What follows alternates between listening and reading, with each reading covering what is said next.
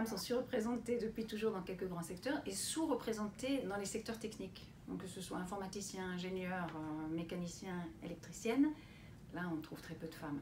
Alors que c'est des métiers qui sont porteurs sur le marché de l'emploi, qui sont bien payés, qui jouissent d'un bon statut social, qui offrent des opportunités de carrière et qui sont pour la plupart aujourd'hui des métiers en pénurie, si on prend informaticienne, électricienne par exemple. Donc notre souhait c'est de faire en sorte que les femmes arrivent à rentrer dans ces secteurs, mais pour rentrer dans ces secteurs il faut que nous on adresse les freins qui les empêchent de rentrer en nombre, puisque les chiffres montrent qu'elles sont très peu nombreuses.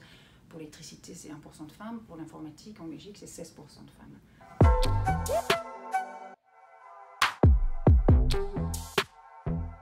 Et donc les freins en question, c'est d'abord les stéréotypes culturels qui nous disent que les femmes ont peu d'affinité avec les machines. Je dis toujours, les femmes conduisent des voitures, mais elles ne réparent toujours pas les moteurs, parce que ça fait longtemps qu'elles conduisent des voitures. Même chose avec les ordinateurs. Elles utilisent bien entendu les ordinateurs, mais ne développent pas les applications. Donc ça, c'est la première chose contre laquelle on lutte, le stéréotype. Donc on met tous les noms de métiers au féminin, on adresse la communication aux femmes en disant ces métiers c'est pour vous, les entreprises vous attendent.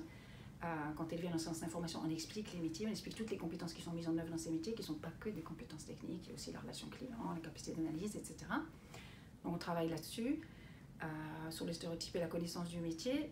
Ensuite, on lutte contre le fait qu'elles manquent de prérequis, parce que les loisirs sont genrés.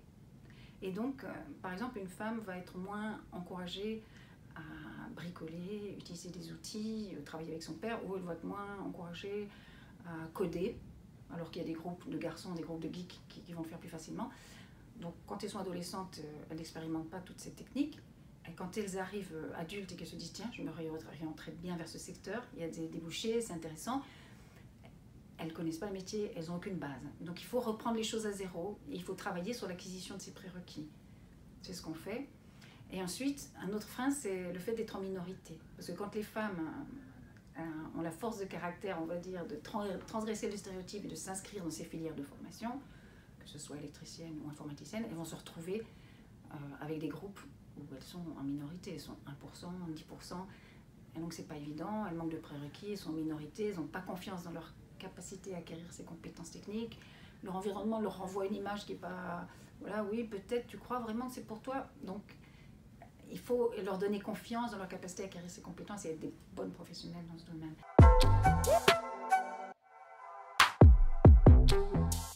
Nous, on a décidé de faire des formations non mixtes pour pouvoir justement adresser tous ces freins et pas les mettre en compétition avec des garçons aussi au niveau du recrutement. Et comme nos formations sont des formations qualifiantes suivies d'un stage dans l'entreprise qui doivent mener à l'emploi, c'est pour ça qu'on est financé. Au moment de la sélection, on regarde si le matching est bon et si on doit comparer des hommes qui ont déjà... Ils sont plus convaincus, ils ont plus de prérequis à des femmes qui ne sont pas sûres que c'est ce qu'elles veulent, elles n'y connaissent rien. Au bout d'un moment, on va privilégier les hommes parce qu'on a des résultats à atteindre à la fin du parcours.